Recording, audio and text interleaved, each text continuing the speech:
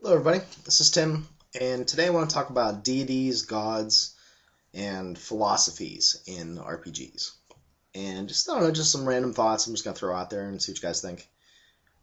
There's a few ideas that I've seen implemented in campaigns through the years that I wanted to talk about. There are different ways to handle deities. You can go the standard Dungeons and Dragons kind of fantasy way of doing things where you have a pantheon or a pantheon. Well, I guess what I want to talk about the pantheons is that you can have a pantheon that is worshipped as a whole, which is a little bit different than your standard way of doing things, where you don't really have a patron deity. You pretty much worship all of them, and depending on what circumstances you're in, you would call upon the aid of the particular god that would make sense. Like if you're on a boat and there's a storm coming, you would pray maybe to the god of storms, or maybe you would pray to the god of the seas, things like that. And depending on what mythology you wanted to use, then that would depend on who you pray to or what you do. Maybe there's certain things you would do to appease the god, like make a sacrifice or make some sort of offering, throw some gold over the side of the boat. I don't know, whatever you want to come up with. So there's that aspect of things. And then there's the pantheon where you do have a patron deity, and that's pretty much the deity that you worship almost solely to the exclusion of all others. You might say that a certain god exists that's in that pantheon, but you don't really worship them. You don't really hang out with them and talk to their priests in the temple or anything. So there's those kind of things. Then there's like the monotheism. You could try to do that, or like a dualism where you have a major god and then like the antithesis of that god. Or I've done where there's two gods, but they're not really evil and good. They're more like law and chaos. Or I've also done two gods that were brothers, and brothers in like the divine sense, where they're just more, they're not like born of anything. Maybe chaos or the fabric of the universe. They just appeared one day or whatever. But maybe they're both neutral, which is an interesting idea that I've been trying to toy with in my Labyrinth Lord game, where there are two relatively neutral forces or gods or energies that, maybe one leans slightly chaotic, one leans slightly lawful, but for the most part they're very neutral in their outlook. And again, depending on what your views are on alignment, that can always be touchy. But I'm just using those as a quick way of describing them. So you have, picture like a divine chess match in front of you, and there's two players, and they're using whatever is at their disposal to achieve whatever aims or goals they want. Maybe to defeat the other player, maybe to make it interesting. Maybe being a god is very boring, and this is their way of occupying their time. But I've done that idea before. And I'm sure there's plenty other ways of doing this. The Meta Rockwell videos he just put up, we're talking about spirits and tribal kind of things. He had an idea where gods just sprang forth into being every so often from the ideas and the just the rolling on of time. They would basically come forth into being, as a new god, and that was kind of interesting. I really liked that video. Another thing too, maybe you want to go with an animistic kind of idea for religion, where everything has its own spirit, and you can converse with everything's spirit if you know the language or if you know how they talk. When I played Nobilis, that was kind of interesting about that game. Like you would talk to the spirit of the car, or the spirit of the sidewalk, or spirit of the tree, and it was very different because it didn't come into that whole thing that's like, we have meaning and these things don't. We are going to use these things however we see fit, and in that aspect, you still use things, but there was more of that like native people's kind of way of respecting the spirits of everything, thanking the spirits for things whenever you would use them. And it definitely had a different tone. I think that's one of the things I really liked about Nobilis. It was kind of different. So that's like the animistic kind of thing.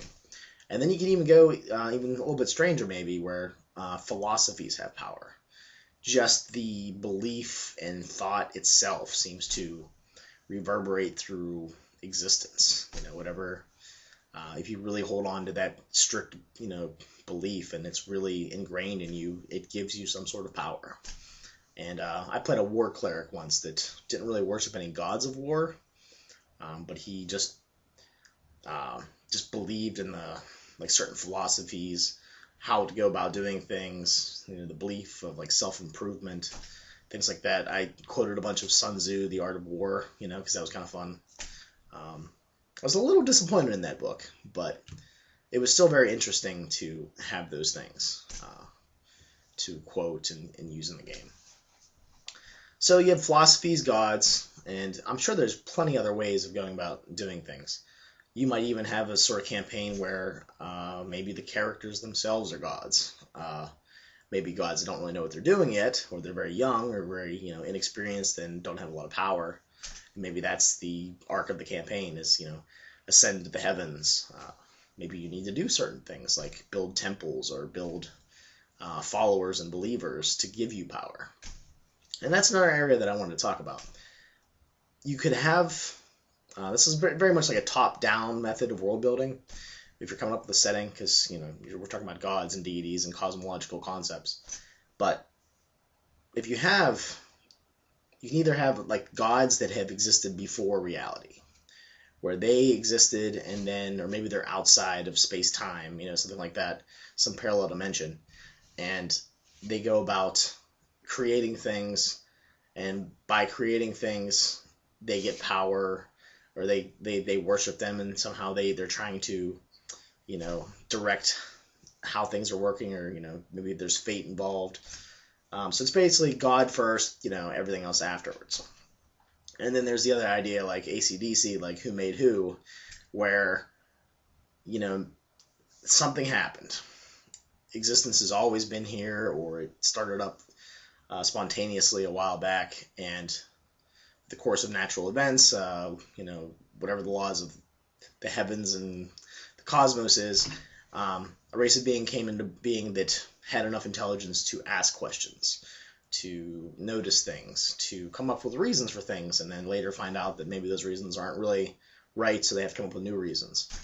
And maybe, as far as in a fantasy RPG sense, they have created a physical or spiritual being just from their belief alone. It's like the belief of humans created the deity itself.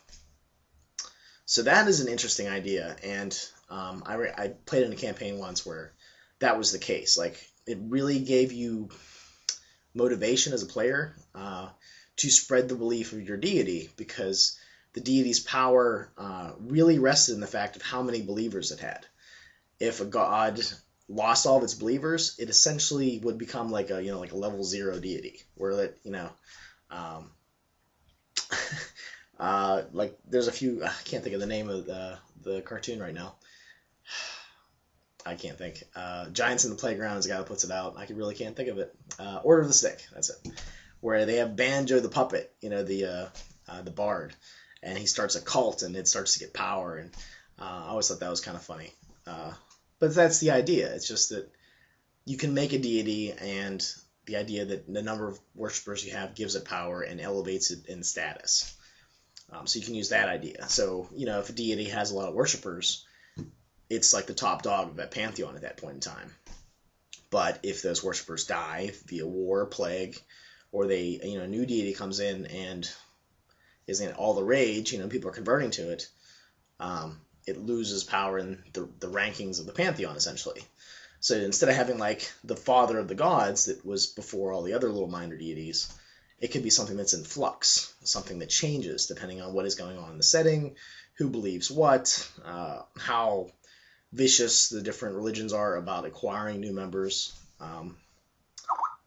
So that was kind of interesting. But I'd like to hear your thoughts on, do you like the idea of gods being first and then people, and then the belief creates the gods? Really just any thoughts on religion in RPGs or deities themselves would be interesting to hear about. So, alright guys, I'm going to get going, and I'll talk to you guys soon.